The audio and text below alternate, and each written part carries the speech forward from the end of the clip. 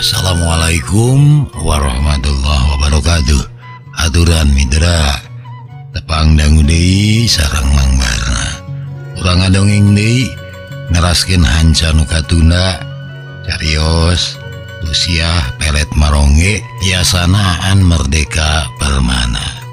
Hanca anu katuna teh upami telepat parantos dugi ka mataku kami eta padepokan akhirnya diobrot jeung pangeusina dikaniaya.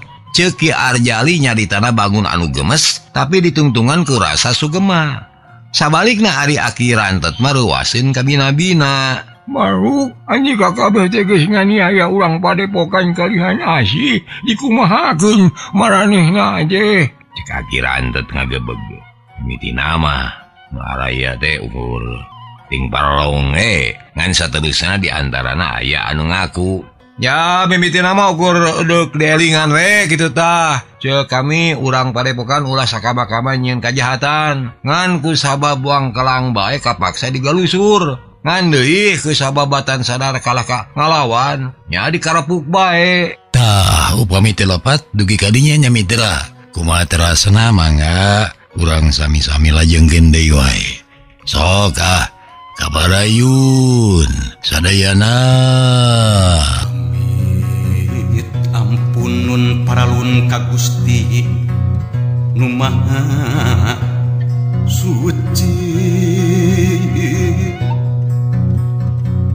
Nedapang jiat pangraksa para abdi-abdi seni. Sejak ngaguar larangatan titis waris ini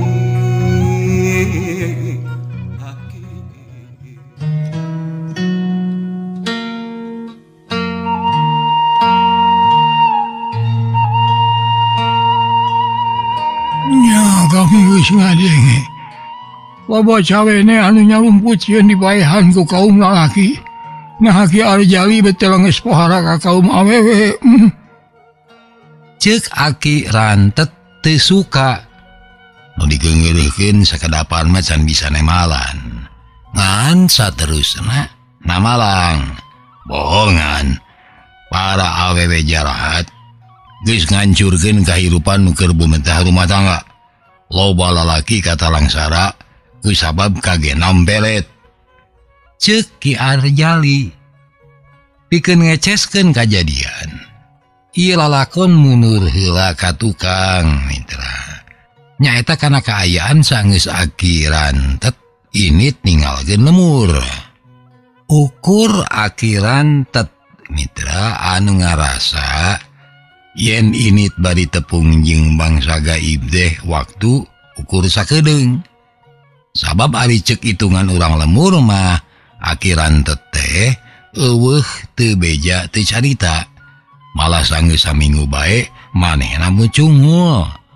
Urang lemur ngajudi Aki Rantet anu tadina rek bumela ka urang lemur pasti cenah geus digunasika ku urang padepokan kalihan asih. Geus 2 poe Aki Rantet eueuh mangkaning manehna teh keur gering parna alatan kagenam belet. Ceuk Ki Arjali ngumpulkeun jalma di imahna. Lain boa atunya Aki Rantet teh dikaniaya ku urang padepokan kalihan asih.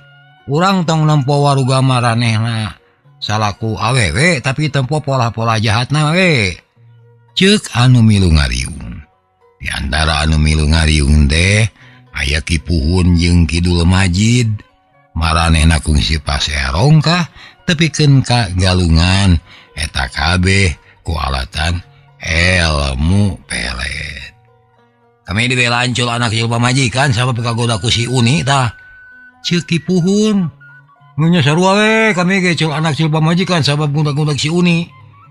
Ari sanggeus harta baya kami di raradan tapi ka butitin kami dipiceun da si Uni na mah geus neangan deui lalaki sejen. Cilakana urang teh tapi kagalungannya eta kabeh balukar pangaruh pelet tah. Kitu omongan Dul Majid jeung Ki Puhun mitra kaundang. Atuh ka amak eta lalaki nu duaan teh Disimeuhan deui ku Nyi Samia. Bener pisan kami oge ngalaman lara balangsak sabab diculjeunkeun ku Arjali. Ari salaki kami tapi ka kitu teh alatan digenam ku pelet nu matakeus nista maja utama. Awewe tukang pelet mah kudu dibasmi. Ceuk Nyi Saima. Kumajeng saha anu kudu dibasmina sabab lain hiji dua awewe anu resep neuleuman ilmu pelet teh. Ceuk Ipuhun. Nya bener nama sakur awewe anu dicuriga muhit kana pelet mah kabeh ge kudu dibasmi. Omong Nyi Samia. Dipapanas ku Nyi Samia akhirna para laki utamana anu geus ngarasa jadi korban pelet pada satuju. Basmi cara dukun pelet, basmi awewe tukang melet. Mani ribut gorowokan. Ieu kajadian teh meh bae sarua jeung kajadian nu mitnahkeun jalma anu cenah sok bisa neluh. Abeh dilaporan gitu oge. Atuh ari geus kitu mah sadaya nyusun daftar saha-saha bae awewe anu boga ilmu pelet teh anu kudu dijorag lain bae para dukun pelet-pelet tapi oge sakur awewe anu geus minang saraya kadukun pelet alatan hayang melet lalaki. Si Uni heulakeun obrot lah cek Ipuhun. Benar nu kudu diheulakeun mah si Uni sabab geus loba lalaki anu jara di korbanna tah ku si buhkeun teh cek Dul Majid. Malah cek nu sajena mah nyawae cenah heulakeun padaran si Uni urang mah teu butuh dipelet ku awewe buhkeun kitu. Lah lain pedah buhkeun jeung geulisna nepuguh mah sakur awewe anu resep melet nya kudu dibasmi. Ceuk anu sajena deui. Aya deui anu boga pamanggih tapi cenah kudu taliti dina ngobrot. Utamana ka awewe geulis. Sabab cenah ieu teu saban anu geulis resep ngagunakeun pelet. Ceukna sajena hayang ngilungan nasib awewe geulis. Alah, teu bisa pilih kasih gitu pokoknya mah rek geulis rek kurang patut. Asal kapanggih geus ngagunakeun ilmu pelet nya kudu diobrot. Ceukna sawarehna deui. Tapi kami mah teu percaya mun sakur awewe geulis pasti tukang pelet teu. Ku anu geulis mah rarasaan kami teh teu kudu dipelet tah pasti daek. Ceukna sejen jiga heureuy tapi malah nyiar-nyiar piamakeun keur nu ngadenge. Ya, pokona basmi sakur awewe geulis. Titik. Ceukna sajena. Mitra kaum dangu anu ngusulkeun sangkan sakur awewe anu geulis kudu diobrot teh ngaranna Ki Usdi. Mematak manehna ngusulkeun kitu teh kusabab Ki Usdi remen ditampik ku awewe geulis. Ayeuna aya jalan komo meuntas. Ki Usdi hayang males kanyeri ka sakur awewe anu geulis anu geus nampik ka cintana. Malah cek hate Ki Usdi mending ngagejur amarahna ku aing teu beunang atuh ulah-ulah kape milik ku batur teu manding meni Humayua anu garulis teh. Kitu cek garentesna.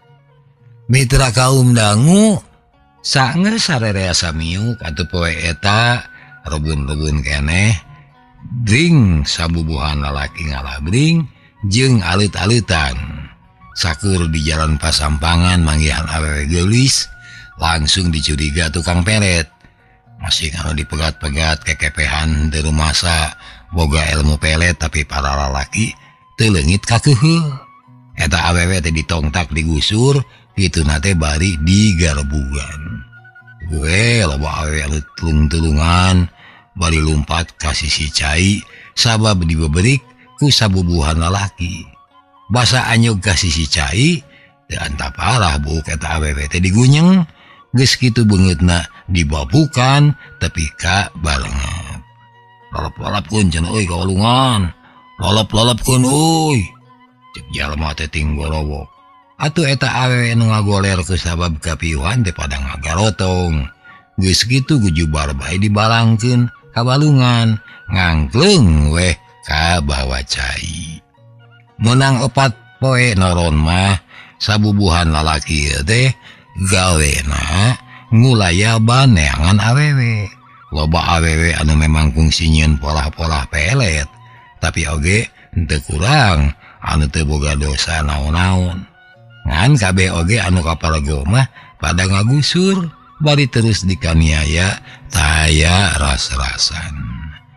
Ki Usdi anu kungsi dinyeri dumeh cinta na ditolak ge kacida ngamangpaatkeun eta lolongkrang.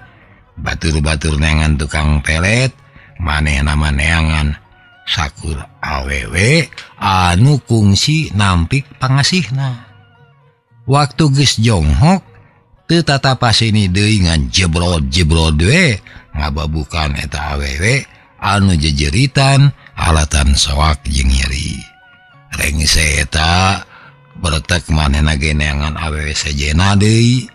Kasaku lalaki anu kumanehna diajakan langsung bae nyebutkeun yen eta teh awewe tukang pelet atawa anu sakurang-kurangna kungsi minang saraya ka tukang pelet.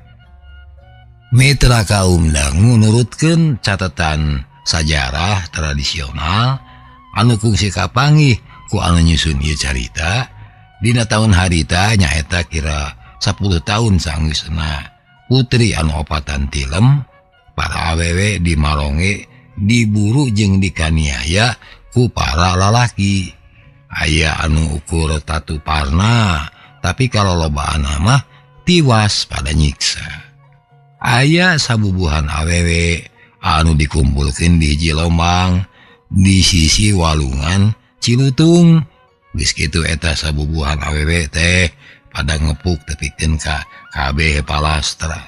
Layona dipalidkeun ka walungan sawareh deui mah aya anu di ruang di sisi walungan. Ipuhun jeung Dul Majid mah milu kana rombongan lalaki anu ngajorag ka imahna Nyi Uni.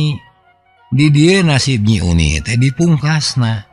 Manehna pada nyahcer di pakarangan imahna nu pangsumangetna males ka nyeri teh nyak Ipuhun jeung Dul Majid. Nyi Uni akhirna tiwas tur layona dibalangkeun ka walungan. Rengse merena Nyi Uni sabubuhan lalaki teh bagrak deui. Ayeuna mah rek buru padepokan kalihan asih. Di eta padepokan sarerea keur karumpul. Nu mata kitu teh sabab rek aya kagiatan narima murid anyar. Ari salah sahijina teh Nyi Piah nyaeta pamajikan Ipuhun. Sakumna murid anyar ditarek heula ku Nyi Jamanis. Naon cenah perluna make rek guru ilmu ka padepokanana? Kami mah hayang payu we ka lalaki sabab umur geus maju ka kolot tapi can aya nu noel-noel. Nyaan sumpah can aya nu noel-noel acan ka kami mah. Cek awewe saurang rata-rata anu datang hayang nyupri ilmu teh hayang boga ilmu pangasihan. Pelet teh katalana basa Nyi Piah kabeneran ditalek jawabna rada beda. Kami mah hoyong caang pikir we hoyong ulah babarian nyeri hate, hoyong ulah dibere ngewa ka batur jeung hoyong kuat dina nyang hareupan cacoba hirup anu kumaha bae. Ceuk Nyi Piah mah ngadenge nu jadi tujuan Nyi Piah atau Nyi Jamanis ungut-ungutan tanda panuju. Saestuna eta pisan anu kudu dipiara ku urang teh. Bae Nyai hiap ka dieu. Ku kami sia eudek diparencahan. Sangkan hasil anu dipimaksud ku Nyai. Sok kainya kosongkeun pikiran kosong ka hate-hatena. Sabab ku jalan kitu kacecep jeung kasedih bakal sirna. Engke urang eusian ku jiwa anu pinuh ka asih. Ceuk Nyi Jamanis. Ngan bae sameme upacara narima murid kalaksanakeun ti jauhna lapat-lapat ngalit sabubuhan lalaki. Itu nanti barijeng nemongkeun beungeut anu sangar pikasieun. Geus puguh ari datangna bari marakal rupa-rupa pakarang mah. Aya naon aranjeun abling-abling datang ka dieu aya naon? Cek salah saurang murid di eta padepokan. Ngan bae nu ditanya teu nemalan ku omong, tapi ku ngababukeun popongkol kana punduk eta murid awewe.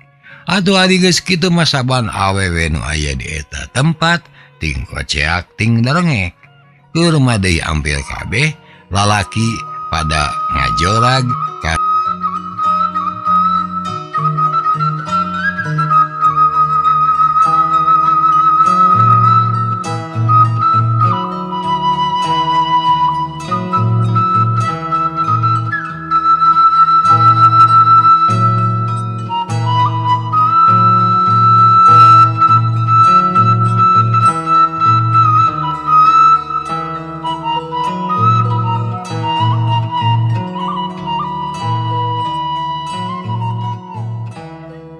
mitra kaum dangu.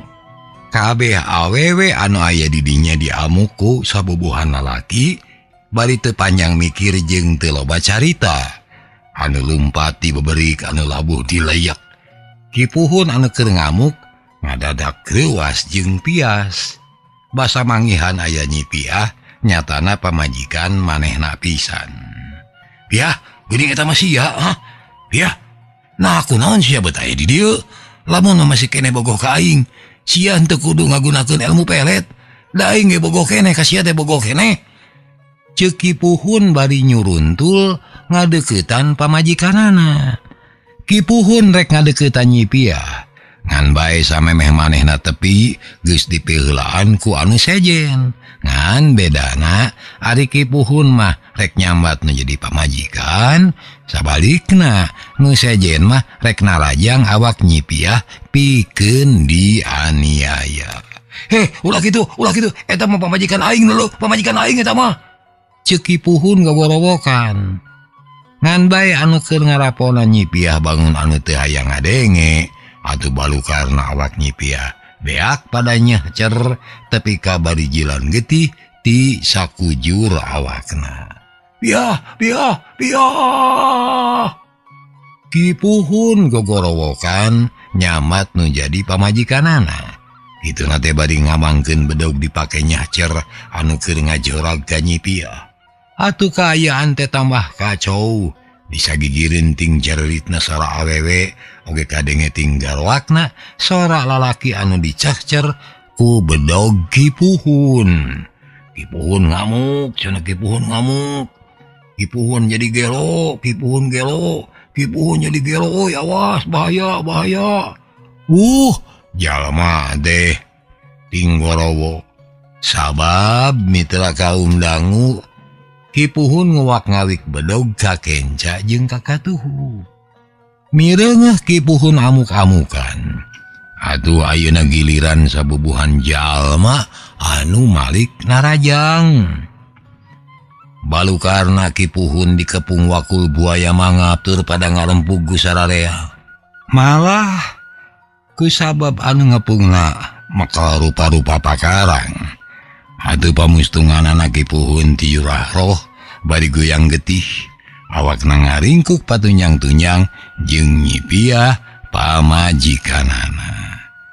Poe eta pangeusi padepokan kalihan asih. Diperenan kabeh jeung taya anu disesakeun. Nyi Jamanis katut para muridna cara goso teh dinanrapkeun ilmu pangasihan dari ditita gelut ngayonan. Sabubuhan lalaki anu samagreng ku pakarang mah nya henteu metu. Layon para pangeusi padepokan teh dipalidkeun ka walungan. Nu sarua melu dipalidkeun teh oge layon Kipuhun kadua pamajikanana. Di harita padepokan kalihan asih bubar katawuran sabab geus eueuh anu neruskeun deui. Mitra kaum dangu eta kajadian saminggu ka tukang teh munguh matak ngajenghok keur aki rantet mah henteu nyangka sacengup buuk.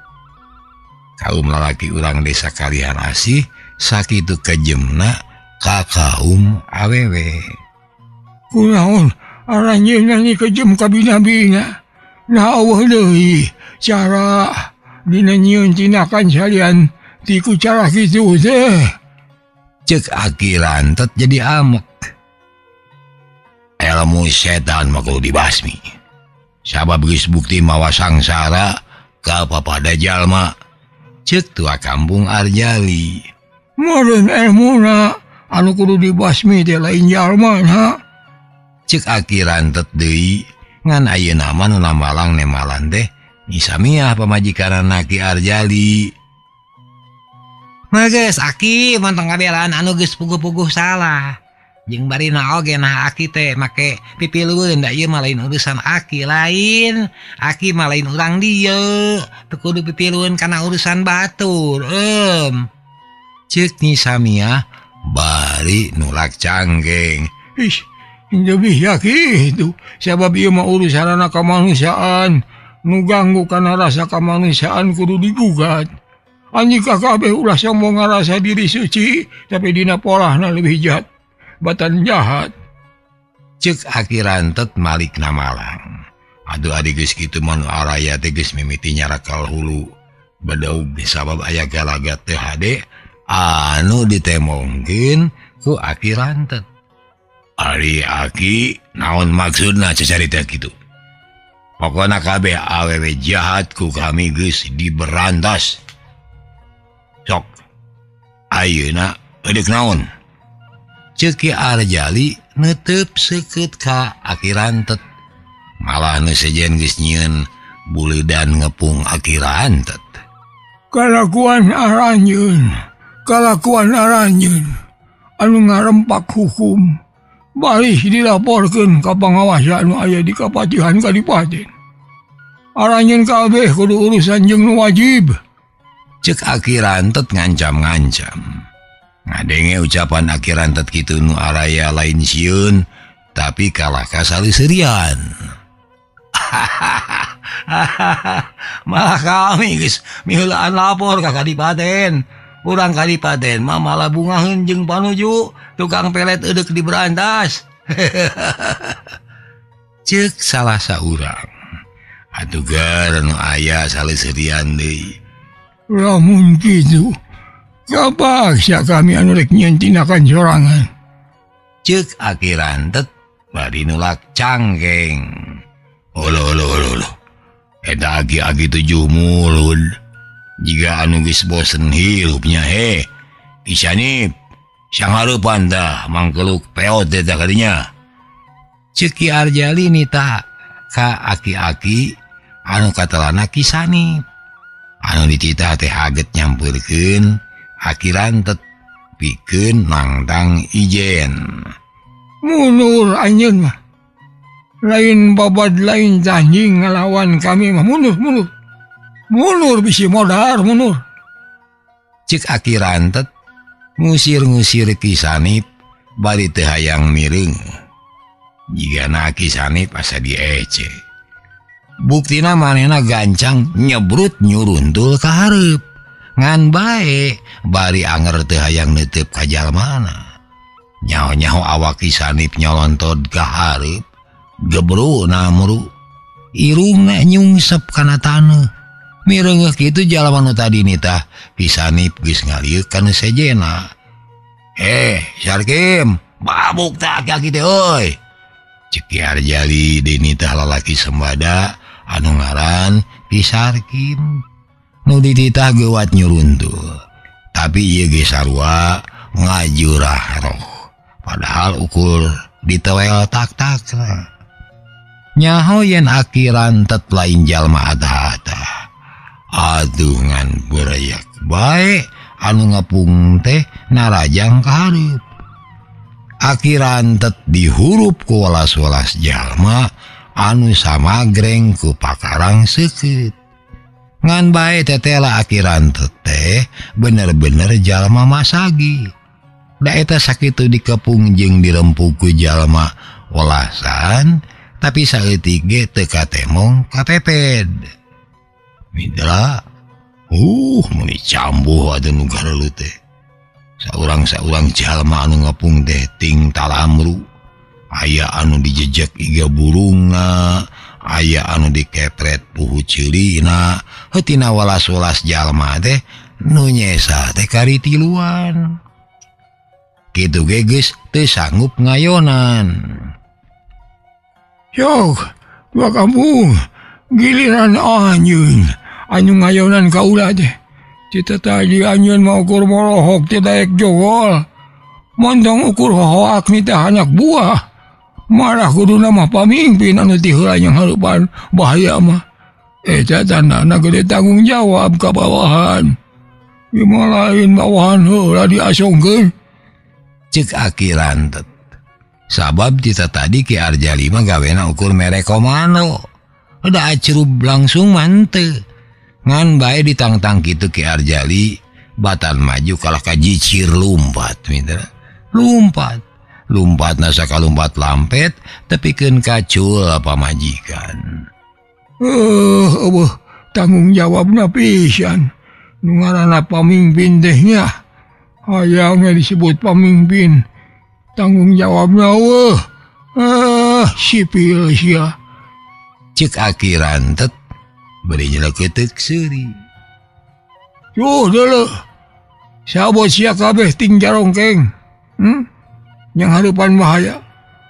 Pamimpin sia mah jicir nyalametkeun awakna sorangan. Heran aing mah. Kumaha carana sia kabeh waktu milih pamimpin model kitu nya? Cek Aki Rantet ngece ka anu masih keneh ting jarongkeng.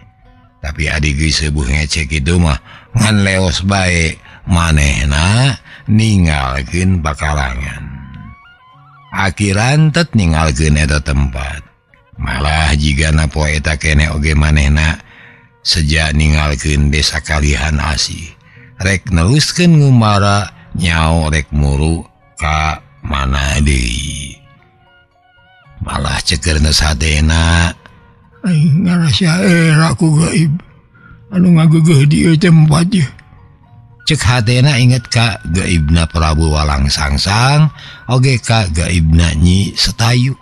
Mata karasa era teh sabab waktu silih talek jeung maranehna boh Prabu Walang Sangsang boh Nyi Setayu kungsi nyebutkeun yen tanggung jawab dina hirup kiwari mah nya gumantung ka anu keur ngajamananana. Cek gaibna Nyi Setayu mah harita lamun aya kasalahan manusia dina zaman kiwari nya ulah minta tanggung jawab ka manusia zaman bihari. Lah manusia bihari mah geus henteu ulah ilu kana zaman kiwari. Harita waktu nyarita ka Aki Rantet mitra kaum dangu ngarasa dosa teu bisa makieun tanggung jawab dina kahirupan anu keur di zamanan atuh Aki Rantet ngahaja datang deui ka tempat mana harita ditepungan ku para gaib teh.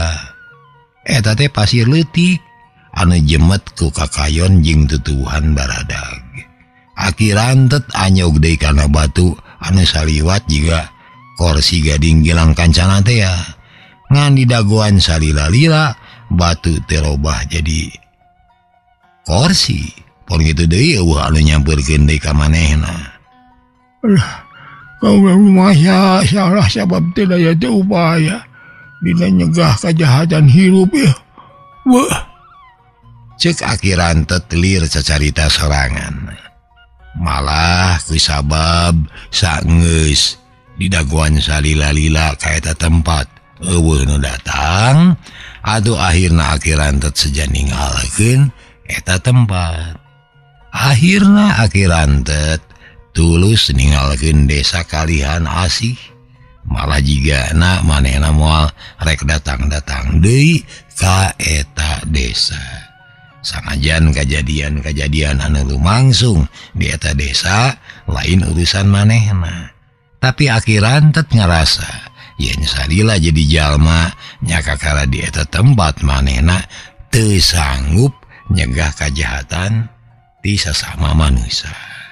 Sebenarnya memang loba pisan kejadian juga di Kalihan Asih teh. Nyata sok aya jalma nu ngaku pajuang, aya ngabasmi kajahatan, tapi dina prak-prakan nyegah kajahatan teh ku cara nu jahat deui.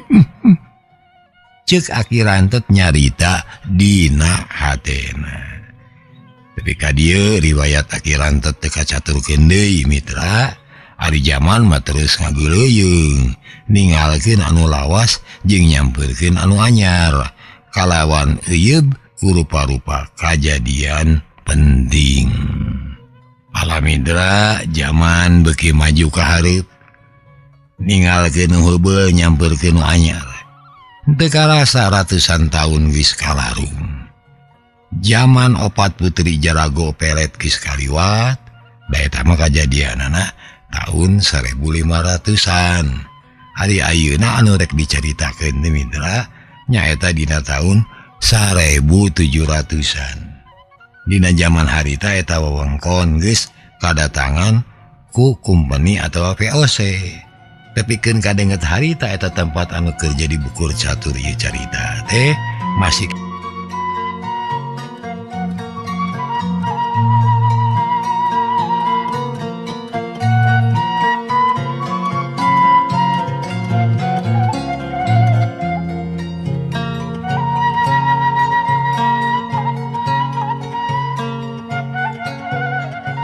janten mitra kaum dangu. Tepikeun kadenget harita teh eta tempat anu kerja di bukur catur ieu carita teh masih kene acan disebut Maronge. Ngaran eta desa teh masih kene disebut Desa Kalihan Asih. Basa Aki Rantet nganyang ka eta lemur manehna ngalani eta desa jadi Desa Panawa anu hartina puseurna pelet. Kusabab kitu jalma dina zaman kumpeni aya nu nyebut kene Desa Kalihan Asih, tapi oge aya anu sok nyebut Desa Panawa. Kajadian Rajapati ka sabubuhan awewe anu dituding tukang pelet geus lila dipapohokeun. Malah mah sanajan baheula geus dibasmi, tapi anu maresih baroga ilmu pelet tetep we aya. Ngan bae cicingna henteu nemrak tapi susulumputan. Kumaha euy, geus manggihan jago pelet anu wacis teh euy. Ceuk hiji lalaki. Kumisna nyiripi tipis halisna kana ngajepat sembada jeung katingalina mah gagah. Nika mah dari diuruskeun dengan pelet bikang wae. Laweuh deui anu bisa dipigawe lian ti neangan awewe. Ceuk baturna anu diajak cacarita. Jigana ieu lalaki teh umurna oge sababad. Rupaanana biasa-biasa bae, teu gagah teu kaasep. Ngan anu jadi ciri khasna teh saban cacarita sok daria bae. Sabarna mah kami teh geus giung mireung awewe teh euy. Nya geus biasa lah. Saban dinu denok kami molok. Saban dinu gelis kami ngambi. Ngan yaksi euy. Aya ku aneh. Salila ieu kami can bisa meruhkeun si Darmi. Anakna tua kampung teh. Ceuk Ki Adhari nyarita ka baturna anu kanyawan ngaranna teh Ki Yaksi. Nya teu dani ka menteng sarakah kitu. Sakur awewe nu aya di Desa Kalihan Asih ku Andika teu waleh di Koromeo. Teu inget nah keur boga salaki sakomorana.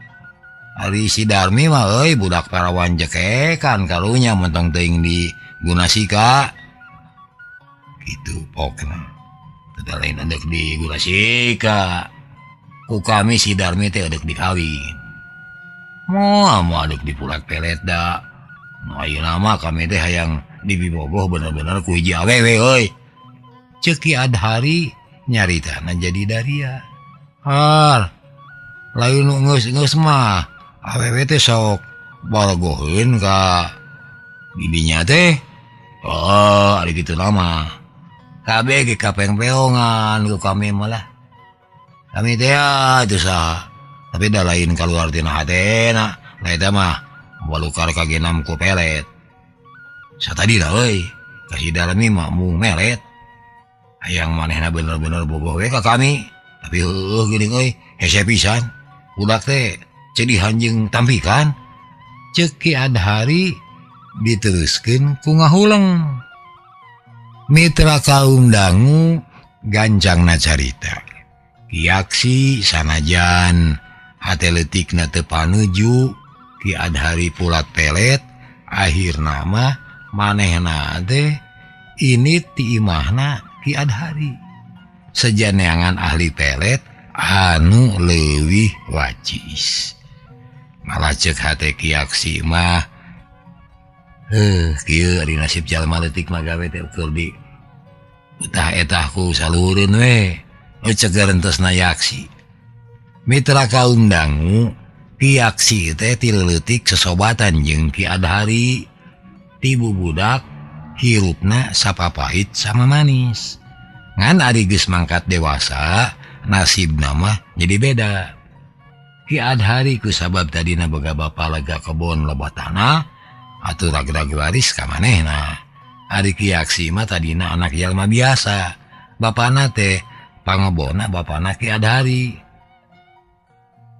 Atuh sanajan si Adhari keukeuh ngaku sobat ge tetep sabarana mah aing teh anapun manehna sapopoe ge gawe teh ngan diutuh etah keur minta bantu kepentingan manehna we. Nasib cek pikir Ki Aksi. Mitra kaum dangu sabot keur ngingki gelempang bari pinuku lamunan di tengah jalan Ki Aksi pasarana jeung hiji jajaka dedeg sampe rupa hade. Ku Ki Aksi eta jajaka teh dipegat rek ditanya, jalu mun eureun heula sageudeung lah. Cek Ki Aksi atuh nu dipegat teh ngaranna Gila. Aya pikir saeun naon Amang? Cek eta jajaka teu manya. Ari Ujang nya saha kakasih teh? Kami mah ngaran teh Senawa. Teh mah jajaka anu tetela ngaranna teh Senawa. Loh. Halus eta ngaran nah urang mana Ari Ujang? Hanya urang dieu we, urang desa Kalihan Asih. Tetela beuki lega bae desa Kalihan Asih teh nya. Amang ge mani teu apal ka sakabeh pangeusina teh. Ceuk Ki Aksi gogodeg. Nya padumukna beuki loba bae saprakna kumpeni kumaha di dieu teh mang. Ceuk Senawa saprak loba lahan kebon jeung tanah di kawasa ku kumpeni maranehna loba ngakut jalma ti luar jang ngurus kebon-kebon boga maranehna. Loba pagawe didatangkeun ti pakaleran malah mah urang wetan ge loba. Matak teu aneh mun Amang bariekeun teu warawuh. Ceuk Senawa seuri ipis. Ke ari Amang nya saha tuh? Jeung eudeuh ka mana waya kieu geus ngulayaban sampalan. Giliran Senawa anu tetelepek. Samemeh nemalan Ki Aksi rumenghap heula jiga anu bingung. Karena Amang mah Yaksi sobatna Ki Adhari. Bapak Amang pituin urang dieu. Pon gitu deh bapana Ki Adhari. Ngan jadi beda. Nah bapak Amang mah ukur pagawe biasa malah teu kuli-kuli acan.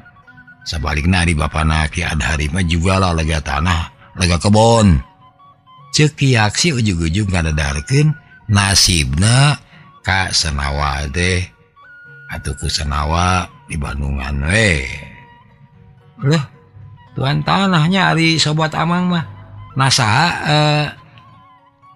ngaranna da sakur tuan tanah mah kudu kajojo atuh.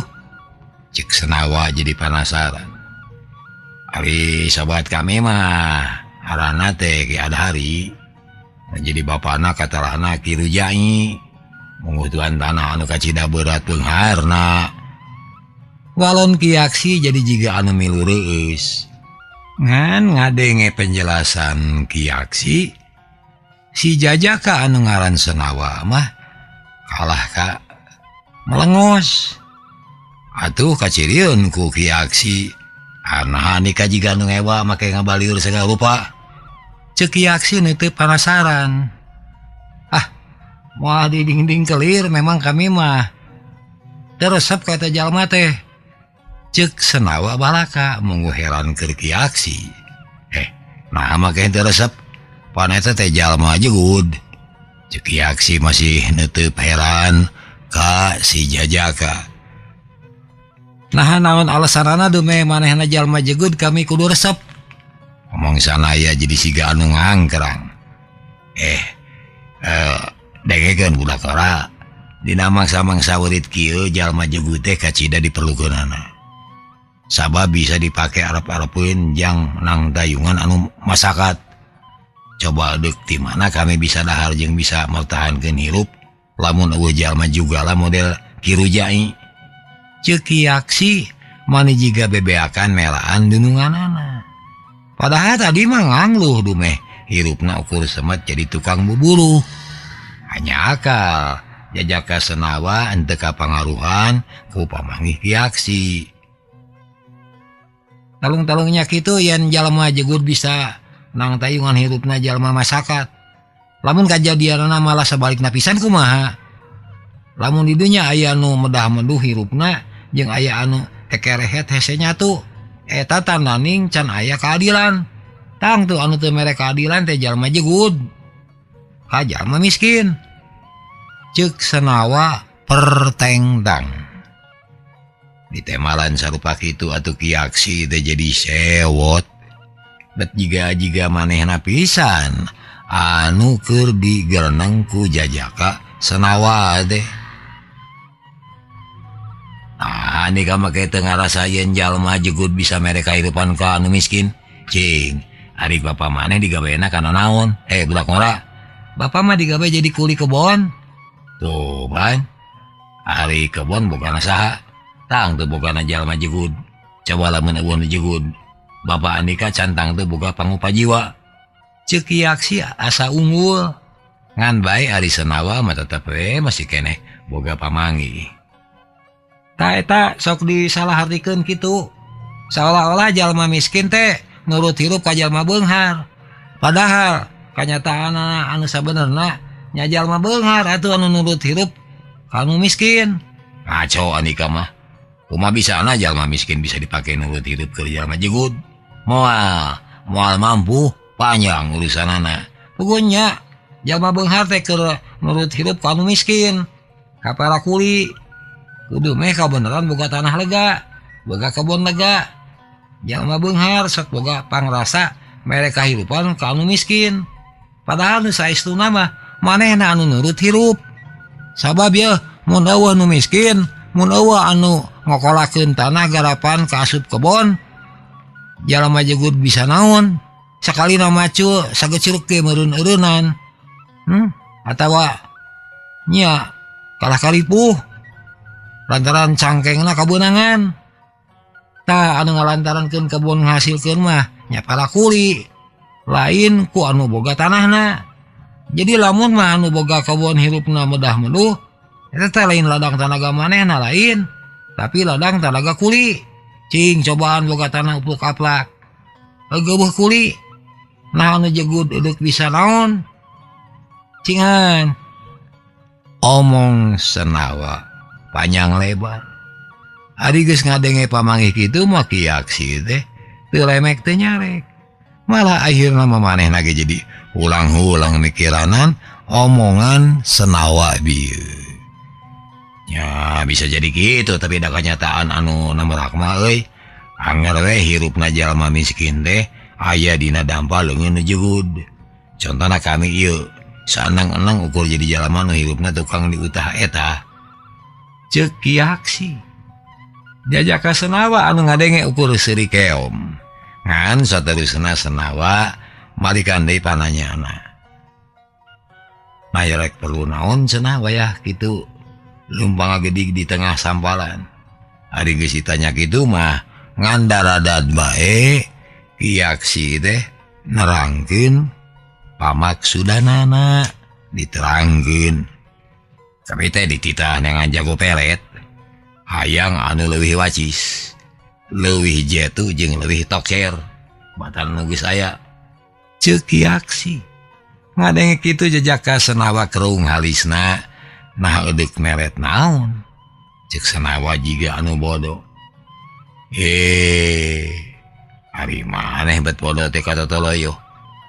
Nyatang teu oge jang melet bikang, melet awewe dulu. Cek Yaksi. Senawa mah angger kerung.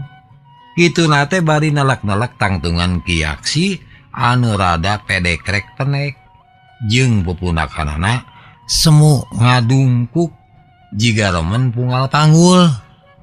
Iskade ye lain jang kami tapi jang babaturan kami. Arana ge ada hari.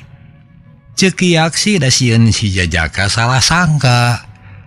Tapi senawa teh anger we neuteut bari kerung. Sebenarnya mah deui lain sobat. Tapi deket-deket kadunungan. Manehna teh anakna tuan tanah Jai. Saumur jeung kami ngan pangabeuki ka awewe ngelehkeun batur. Rampus mun doma mah. Teu kaopna leujukut ngemplo hejo. Teu waleh hayang ngagares. Cek Yaksi. Perbawa harta eta mah. Nu dunyana geus kaluwihan masok. Teu seubuh-seubuh ku masalah naon wae. Nu geus lega kebon hayang tamah kebon. Nu geus boga pamajikan hayang tamah awewe. Ceuk senawa. Geus mantang loba ngomentaran pola batur. Ayeuna mah tuduhkeun bae. Sugan di palebah dieu aya tukang nengnong, sugan gitu. Cager. Wah itu. Hanya ka beujeng nengnong. Dugi ka dieu heula insyaallah enjing diteruskeun deui. Apunten samudaya kelepatan, nuhun kana perhatosanana. Billahi taufiq wal hidayah. Wassalamualaikum warahmatullahi wabarakatuh. Ciao.